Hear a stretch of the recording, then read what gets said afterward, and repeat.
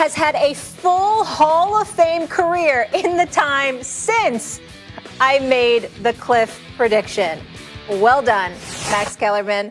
All I got to say is bet on Brady. I was always taught bet on yourself, also bet on Tom Brady. Unless he's facing Eli Manning, but that's right. Oh, that's true. Okay. Stay focused. All right, what did Tom prove getting this done without Bill Belichick? 'Cause that was the big storyline heading into the season. Is it Belichick? Is it Brady? And he proved everything.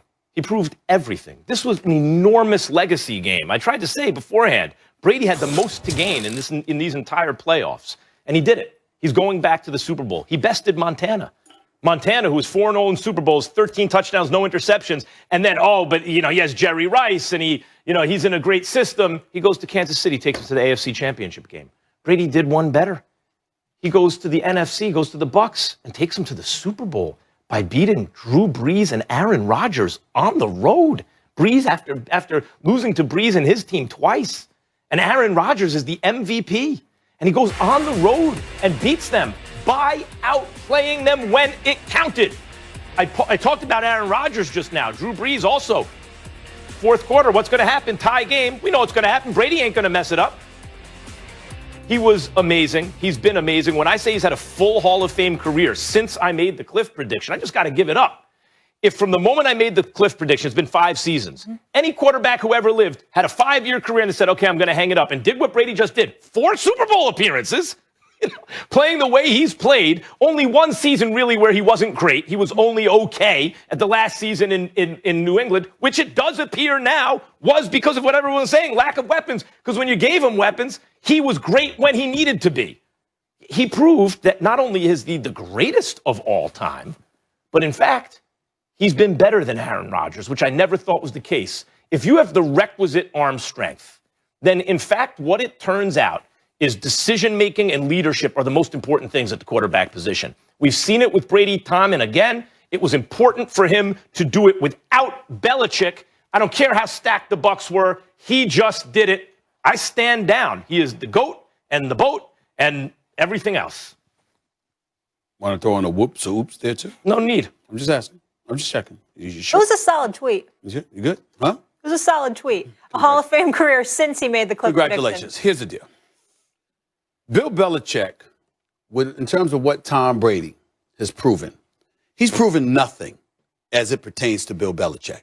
When we look at Bill Belichick, the greatness of Bill Belichick as a coach, this doesn't compromise Bill Belichick. Tom Brady's ascension in the NFC, with his 1 year going from New England, has proved nothing against Bill Belichick, the coach. Mm-hmm. Bill Belichick, the GM, looks incredibly, incredibly bad. I would remind everybody, one of the biggest reasons Tom Brady wanted out was clearly Bill Belichick wouldn't kiss the ring, but also because he was bereft of talent in New England, and people were, like you, were thinking Tom Brady was done, as opposed to appreciating the lack of weapons that he was working with and still managing to get the New England Patriots to the playoffs. And obviously the 3 consecutive Super Bowls in which he won 2. Let's remember that. In the end, what it comes down to is just in recent memory, let's recall that you had an opportunity to get A.J. Brown or D.K. Metcalf. Bill Belichick drafted N'Keal Harry. Let's recall that even though we respect the skill set of Sony Michel because he can run with the football, no question about that, we forget that Bill Belichick passed up on Lamar Jackson to get Sony Michel. Think about what the New England Patriots would have looked like this year with Lamar Jackson as their quarterback instead of Cam Newton. And so when you look at it from that perspective, it's really highlighted what Tom Brady was working with, what he was working against, what he didn't have available to him. And it also elevated his zest to depart because people were writing him off and assuming he was done. And what he was saying is, no, he ain't going to come out and say, I don't have much to work with. I'm strapped. I'm handcuffed. He ain't going to do that. He ain't going to throw his teammates under the bus like that. But that's clearly how he was feeling. And so to be in Tampa right now, heading to the Super Bowl, and by the way, they did it last night without Antonio Brown, who did not play. Scotty Miller is no joke. He's no Julian Edelman. He's no Danny Amendola. No, he got afterburners. This brother, what he wearing? It's a 4-3. This brother, he's their primary deep threat. It ain't Mike Evans. It ain't Chris Godwin. It damn sure ain't Gronk or Bray. It's him. So Scotty Miller is no joke. But in the end, what it comes down to is with him and the dudes that I just mentioned, Tom Brady has weapons. And when it came down to him, it was good enough to get you to a Super Bowl appearance in your first year with another team. I want to say something about Tom Brady having weapons. That's important. And Bill Belichick went 7-9 with nothing.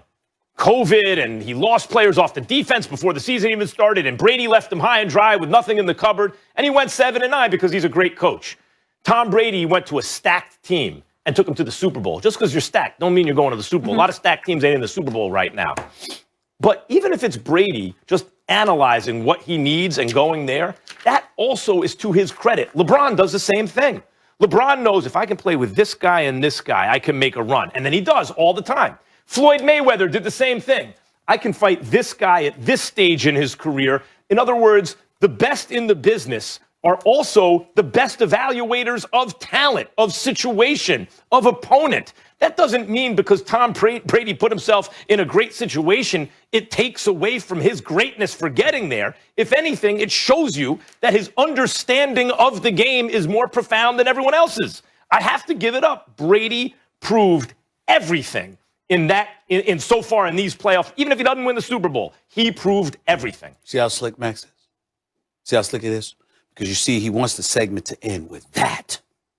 So we forget the years we've been listening to him say otherwise. I'm giving it to you. I'm gonna have it end with this. That's my Christmas gift. I've got a He didn't want it to end with me. He didn't want it to end with what I said. You want it to end with what you said. Last word. No, I want the last word. That's what you wanted. You want us to remember that. I want the last word. The 3 years. Maybe. Listen, Tom Brady's closest contemporaries, right? Peyton Manning, Drew Brees, Aaron Rodgers, Big Ben, all together combined for 9 Super Bowls. This man has 10, the GOAT. Oh, because he had Belichick all those years. Rest in peace. Tom Brady in every single aspect of the game up until it matters most. And then Tom Brady's better than Aaron Rodgers. And that's why the Bucs are going to the Super Bowl, and in his entire career, Rodgers, who won 13 games last year, is going to be the MVP this year, improved from last year this year. With the money on the line, didn't come through, and Tom Brady did, and that's why the Bucs are going to the Super Bowl and the Packers aren't. That's just the most asinine opinion I've ever heard you give. Aaron Rodgers choked. Please. Aaron Rodgers was born. Tom Brady actually was really, really struggling in the second half with his 3 interceptions, okay? He was overthrown. He was underthrown. He threw in 3 interceptions. He missed open receivers. Don't get me started with that. That's number 1. Number 2.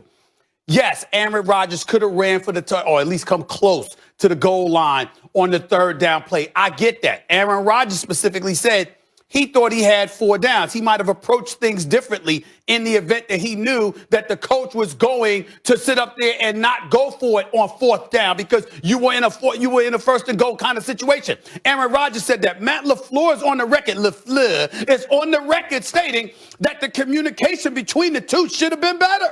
He sat up there and said he should have let him know. He should have made him recognize the kind of mindset that he had. So he wasn't communicating with his quarterback, just like he wasn't communicating with his offensive coordinator when he sat up there and left Kevin King alone, getting burnt all day, just schooled. You're going to sit up there and leave him in single coverage with no help over the top, with 6 seconds left in the half, with Tom Brady as your quarterback. And then the most egregious part of it all, the 4th and goal play where you took the ball out of Aaron Rodgers' hands. Why do you do that, Max Kellerman? Let's dissect that for 1 second here.